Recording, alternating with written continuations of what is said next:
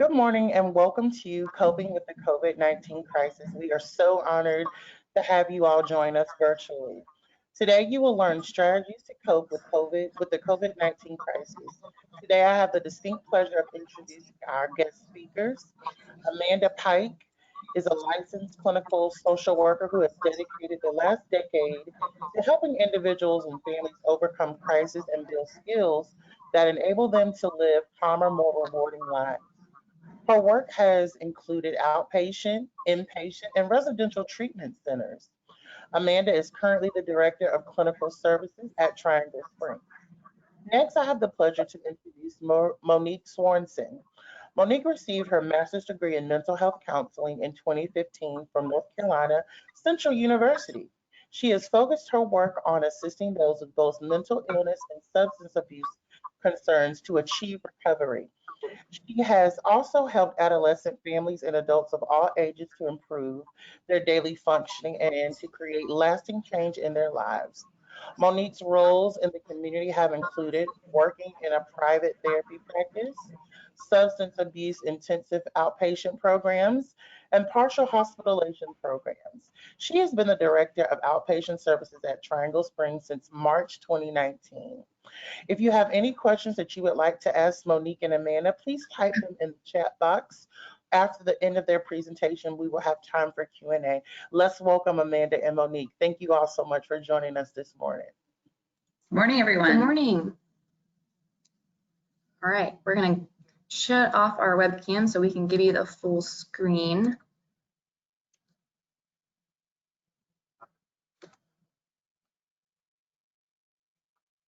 I think that worked there. No, maybe. There we go. All right, so we kind of pulled together some basic information on how the COVID-19 crisis and the effects of isolation are impacting people in the community, people that maybe had mental health struggles before, and people who maybe are dealing with these kind of struggles for the first time. And also included is just some brief ways to cope and some resources for you so that you'll have those as well. So just getting started with some brief facts. As we all know, we've been isolating ourselves due to COVID since mid-March. So for a lot of people, that's meant working from home. They're not getting to see family and friends as much. And right now, we're in phase 2, so that means indoor gatherings are still really limited, and they're still really encouraging people to work from home. And so while social distancing and social isolation can be really helpful in controlling the spread of a virus like this, and we're glad that people are taking this seriously and doing that, it can be really detrimental to mental health. So some of the impacts from isolation are loneliness, and this is defined as a person's perceived level of social isolation. So how much we feel alone despite living with other people, despite still logging in and engaging with people remotely. Loneliness increases our health risks and can stir up mental health concerns.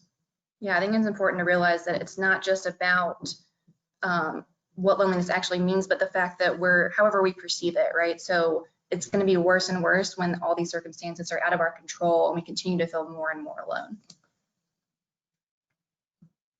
So just some brief warning signs that someone's mental health may be declining. Any significant changes in sleep patterns, eating habits, they suddenly lose motivation to do things that they once found really enjoyable. If they're increasing their alcohol consumption, or maybe even drug use is happening where it wasn't before. Mood swings, irritability, crying spells are all really indicators that someone's mental health is declining. Anything you want to add? No, we're good there. So it's really important during these times to mitigate the impacts of social isolation any way that we can. So one of the biggest ways is to spend time outside. So make sure that you're taking advantage of walking around the neighborhood, going to some of the parks that have opened up if it's safe to do so. I have noticed a lot of people in my neighborhood naturally doing this as things started to shut down and we spent less time, at shopping and at restaurants. I've seen people taking walks outside. I've seen dogs and children I've never seen before in my neighborhood out for a stroll. So make sure that you're spending time outside and that isolation doesn't mean that you're staying inside the walls of your home.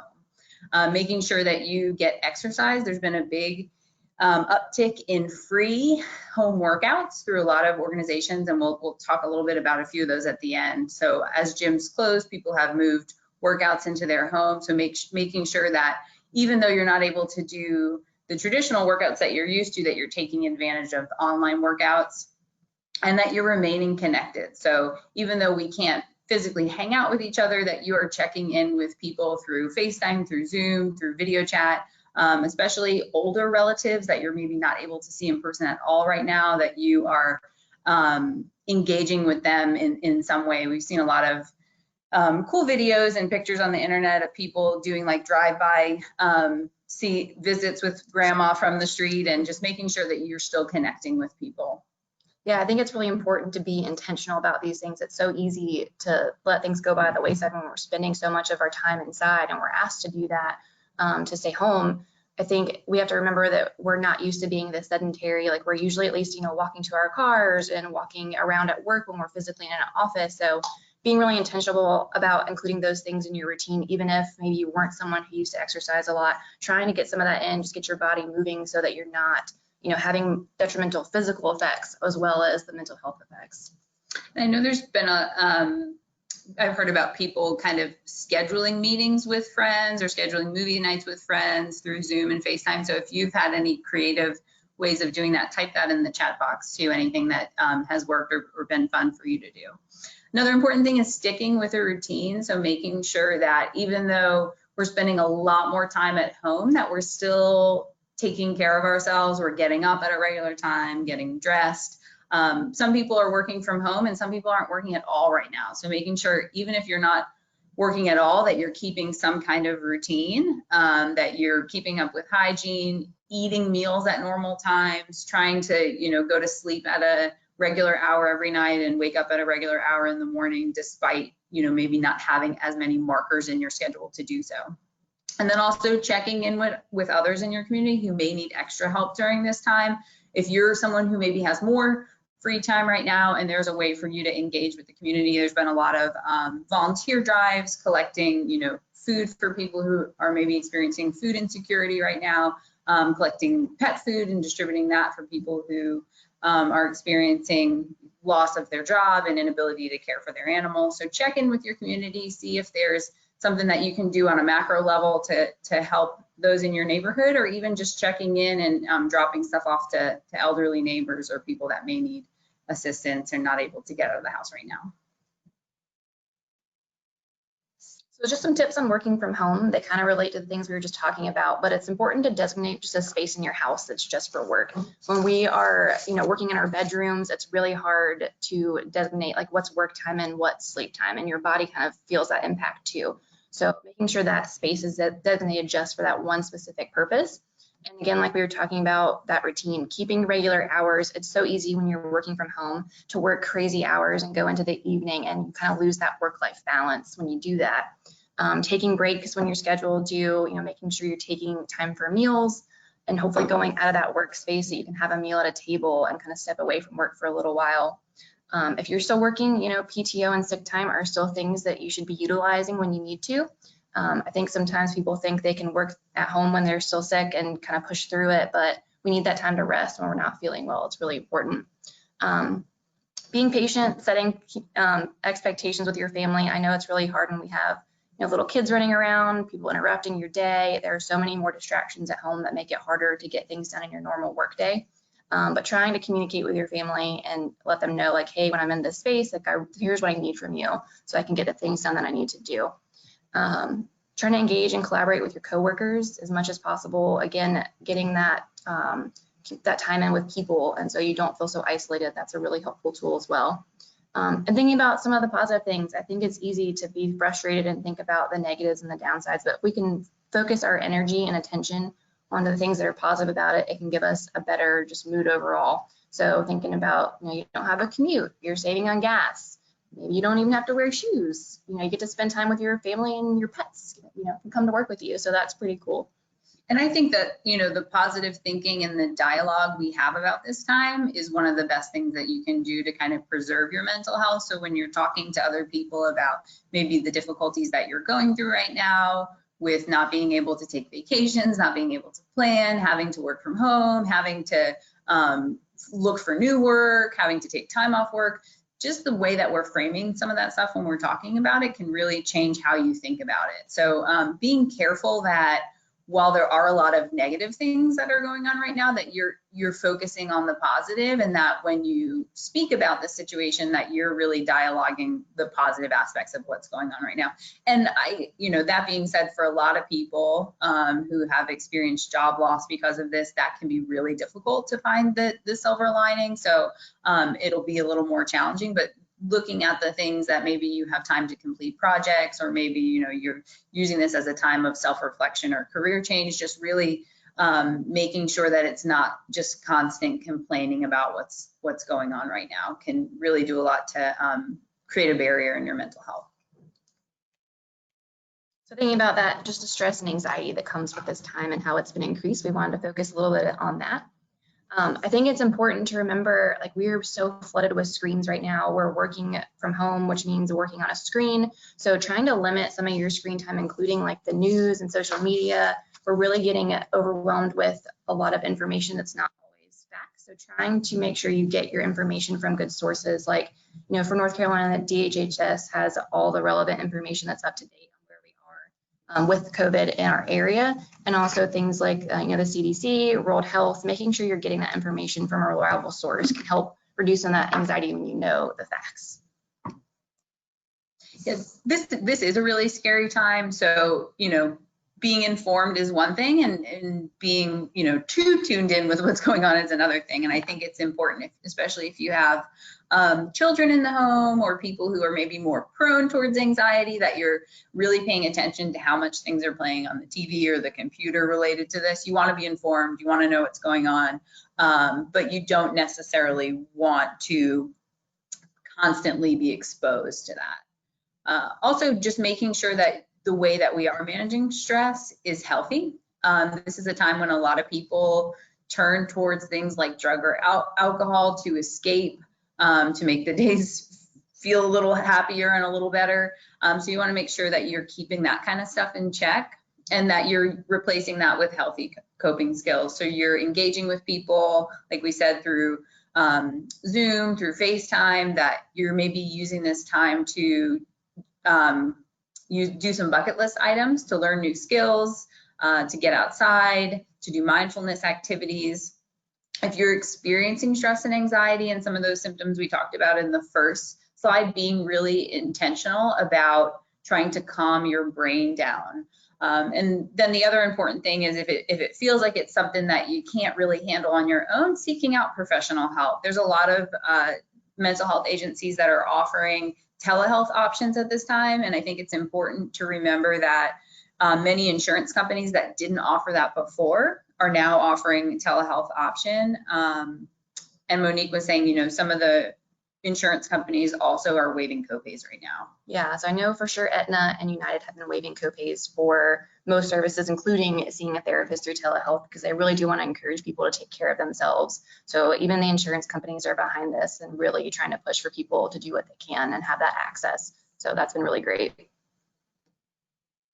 So as just a tool for you guys, we have a really quick 5-minute meditation. This is through Insight Timer, which is a free app anyone can download. But it's just a really lovely grounding exercise to kind of give you an introduction to it if it's not something you're familiar with. So I'm going to go and play that for you. Lean into love. I want you now to close your eyes. Place your hand on your chest and imagine the beating of your heart. Taking a deep breath. Feel the air move through into your nose. This cleansing air. Feel it in your chest and your lungs, and then breathe it out. Taking another deep breath. As you do, soften your shoulders. Relax your face and your jaw. Be here now. It's time to lean into love and let love in. This ever-present feeling of love that has carried you through way before you even took your first breath. You are a living miracle. Your body is incredible. Your breath can heal in many lifetimes. Your immune system is designed to keep you safe. We are all here to experience love, life, grief, loss, sorrow, light and dark. It is all part of the divine plan and cosmic lens and mortality. Fear is a loose vibration that does not serve humanity. Love is the answer that we seek. As time now is coming across the hall, we will not need to be isolated in our homes, but this doesn't mean that we shall not fear to the path of our own existence. At this time, heal you. Do not let the words of life take control of you. Let your heart surrender and feel the power within. Listen to the voice of wisdom. Sometimes one will be hard. Someone needs healing. Someone needs healing.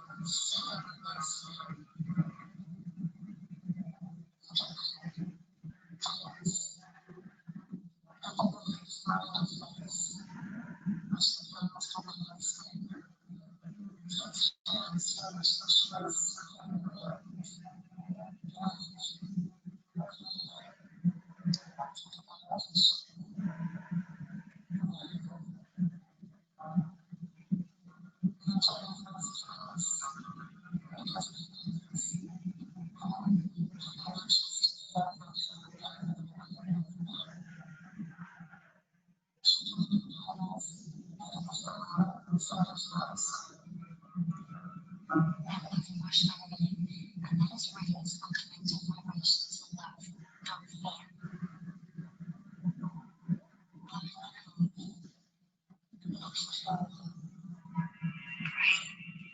Talk to God, the universe, talk to the sky. Look up from your phone. Stop reading the news. Stop worrying about life and trust that this is not the last 4 years. The time is young. The world is just the shops were empty and the schools were quiet without the laughter from children. This is the way it was intended. To slow us down. To make us reconnect, to let us see as an answer. Because at the end comes the hope for equality and reflection. For one, all, and for everything else. It is time to wake up.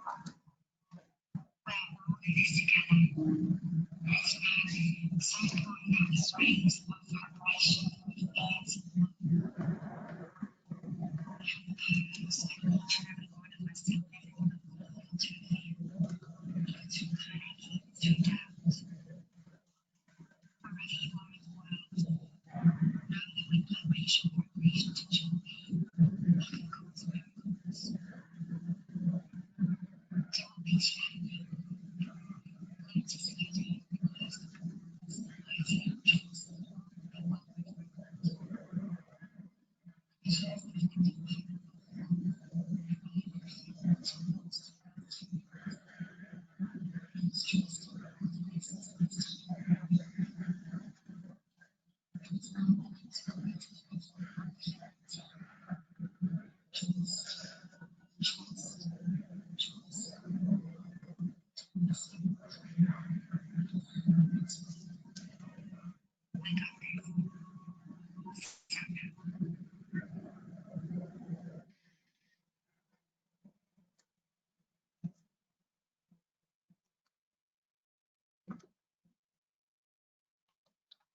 Hopefully we all feel a little relaxed now.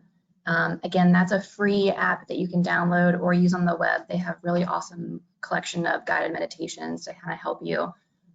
It's really great, and it's been a great resource for me personally. So I hope that you use it. And if you haven't done meditation before, it can feel a little wonky the first few times that you do it. And I think it's important to keep in mind there's no right way to do it. So even if you're able to close your eyes and breathe through the first couple of minutes and feel better that way, or maybe feel a little uncomfortable and silly and just try it again another time. But I think that it can be a really useful tool in calming down your breath, especially in those moments where you're feeling, acutely worked up or upset about something. Yeah.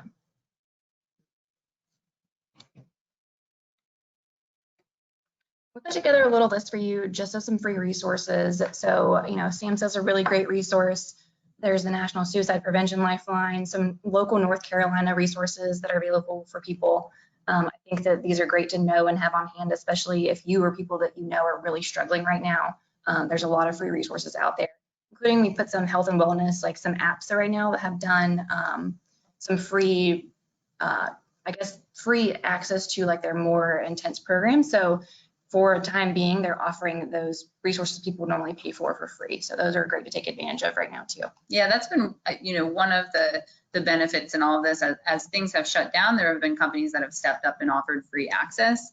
And so take advantage of those, go through the app store, see if there's anything that interests you, health and wellness or mental health, and take advantage of the opportunity to use those apps for free right now. Also, if any of you are licensed people, there's been a lot of free CEUs for different fields going on right now as people struggle to meet those requirements in person. So check that out for your licensing board. All right. We wanted to open up some time for questions. Thank you so much, Amanda and Monique, for facilitating such a meaningful and helpful discussion in regards to different ways we can cope during this time. I just wanted to let our attendees know that if you look to the right within your control panel under handouts, this presentation is available. So if you want to go back and review or access any of the links, that would be absolutely fantastic. But we're going to begin with a few questions, and if you have some as we're going over the additional questions, please submit them in the chat box and we'll read them. The first question is, what advice do you have for people with compromised immune systems about balancing anxiety with safe practice for re-entering society? That's a good question. Do you want to answer? Yeah, I mean, trust your doctors and listen to the advice they're giving first and foremost. If they're saying it's more beneficial for you to stay home a little bit longer than someone who's not immunocompromised, definitely listen to that. But I think there's a lot of the stuff that we mentioned that is still relevant to someone who's maybe not able to re-enter society at the same time. So making sure that you're connecting with people, making sure that you're asking for help. So if your anxiety about going to the grocery store is still really high after the doctor says it's okay to go, it's okay to ask for help and ask someone to go in for you. And I think, reaching out and asking for help in those situations and kind of doing things at your own pace is important. Anything you would add to that as far as like the no, really just emphasizing like making sure you're still connecting in ways that are safe for you. If you know that, there's still a lot of unknown in all this and how it's going to play out long term. And if our social distancing measures have worked, if maybe we are going to see an uptick as we start to open more things. So I think being cautious for your health is super important and okay. And if that's what you need to do, you should continue to do so, and just remaining connected to your community and people, especially if you do need help with those things, making sure, you're relying on your support system for that too. And giving yourself permission to feel anxious about that, because that's really scary. I mean, for people who are not immunocompromised, this is a scary time and we're all worried about, ourselves or someone we love contracting the virus and getting sick. So it's okay to just kind of allow yourself to feel that, as long as it's not, becoming an issue where you're not functioning because of the anxiety. So keeping your anxiety in check, reaching out for professional help if needed, doing the things that make you feel better, that are positive, and just, taking your time and allowing yourself to feel that way. Thank you for that. The next question is that if you are offered your job back, can you say no and stay on unemployment if you are in a high-risk group, or if you are not in a high-risk group? I guess, what can you do if you're currently out of work, but your job is, coming back, but you're still unsure and you fall into that demographic of being at risk? Are there any ways or things that someone within that group can do to kind of advocate and protect themselves as well as their rights? Mhm. I would, and I don't think either of us are qualified to really speak to like the unemployment loss, but I will say, definitely advocate for yourself. Get your doctor to back you. So if you feel that you are compromised in some way and your doctor agrees and you're not able to return at the time when your employer feels like you should be able to return, making sure that you get documentation from your doctor, that you reach out to HR. A lot of companies are, you know, maybe able to be flexible with the rules right now as far as people returning to work. I don't know the piece about the unemployment and how that would work if you choose not to go back to work. But I think first and foremost, everybody has to decide what's best for them. And, you know, sometimes that means staying out a little longer than we'd like to. Sometimes that means looking for new employment. But just being an advocate for yourself and communicating, you know, openly with your employer and with your doctor about what your concerns are. Thank you for that. The next question says, getting over fears when approaching existing accounts or who may be experiencing their own issues, as well as those accounts who just reopened and may not have time for you. Like, how do you, let me rephrase that. How do you deal with, I guess, relationships during this time? I know for some people, or in some news articles that a lot of people were mentioning the increase in divorce rates and different other stresses. How do you handle those things, or those intense moments of conflict during this time? Yeah, that's a great question. We didn't really touch on that, so I'm glad someone asked. Yeah, we're together way more than we're used to being, and a lot of our freedom and autonomy is taken away, and that takes a toll on our relationships. So I think making sure you're still taking time for you and separating yourself, even if you're in the same house, maybe, you know, making sure you have that me time and like, I'm in this room, this is my time just for me. You know, trying to set some ground rules around conflict, like I'm gonna, you know, I need to be able to be allowed to walk away from this and be in my own space and remove myself from the situation. So there's not a lot of places you can go right now, but, you know, even like just going to your car if you have one, to just kind of get your own space, going outside if the weather's okay for that. Just trying to remove yourself in what capacity that you can, and taking breaks from those situations where you can. Finding some autonomy in the things that we like we talked about, the hobbies and the crafts and things like that can be really good too. Like knowing what are those coping skills you can go back to that have been successful for you. And taking care of yourself emotionally is going to help you function better in those relationships. And I think also just trusting, even if you don't always believe it, but trusting that everyone's doing the best they can right now. And so, you know, what works for one person is not going to work for another person, but just assuming that everyone's intentions are really good, and that everyone's just trying to do the best they can to navigate this time can be really, I think, calming when we, you know, are in conflict with someone, just reminding ourselves of that. They're doing the best they can too. And they may not always get me, and they may not always understand why I'm doing something one way, but we're all just doing the best we can. Wow, that is definitely true. Due to the swift transition, I think that everyone went through from March until now, you have a lot of parents with, you know, high school seniors, 18-year-olds, who were just about to enjoy their independence before going to college and now are stuck at home with mom and dad. What advice or helpful strategies would you give to our audience with children of those ages or within that range? I'm on my way to college, but COVID-19 happened and have kind of had to pivot and shift around. Yeah, I definitely feel for the class of 2020 and those milestones that are being missed or that look really different than they imagined. And I would say for the parents, you know, just trying to make it special in any way you can and really acknowledging the grief that's present in being a part of that class right now. I think it's important to kind of have empathy and, you know, not discount the grief that those graduates are feeling. And as far as like independence too, like trying to honor that in a way, like giving a little bit more freedom maybe where there wasn't before, acknowledging, hey, you're embarking on adulthood now, and I'm going to give you a little more trust and freedom, because if you were away at college, you would be doing those things by yourself anyway. So kind of taking the opportunity to, you know, let that happen a little bit naturally and see how it goes. I think it's great that it's kind of in a controlled way right now that you can kind of monitor that closely, and then know going into college what that's gonna look like, and if there are any issues we need to address beforehand. Like, I think that you struggle in this area a little bit, so maybe we can work on that before you really are on your own and I'm not there to help you. Wow, that's really good. What advice, how can we help our kids/teens who are coping with anxiety and fear? I'm not sure if we touched on that much, but what are some other strategies that we can employ and apply to our younger children? Well, I think they're watching us, right? So just make sure that that parents are appearing in control, even on the days when they're feeling out of control. Not that you have to be perfect and really have it together all the time, but just that you're not putting that anxiety on them. Again, limiting the amount of media that they're assuming, consuming, both related to the virus and just in general.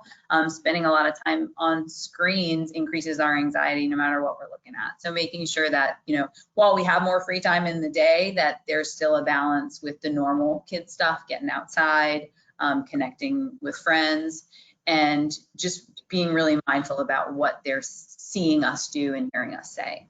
Yeah, and I think with that, being really intentional about the communication, like being able to give them facts that are age appropriate, that they can understand. Knowledge is power, and the more that they know and they trust the adults in their life to tell them what's going on, facilitating that trust in that relationship by giving them those facts. All righty, thank you so much. I think that is all the questions that we have, but I wanted to thank you all so much for taking this moment out to share with us briefly on different ways that we can all just stay together and stay level-headed during this time, and giving us some successful strategies that we can apply to our lives. And thank you all to our participants for attending. Please visit our website to join us for upcoming events. Here at the Chamber. Please join us for our next event, which will be our Coffee with Leaders event with Maggie Kane. She's a founder of Place at the Table. We thank you so much for joining us today, and we appreciate you, Monique and Amanda, for joining us. Thanks, guys. And thank you so much. I hope you all have a great day. Yep, have a great Friday. We'll see ya.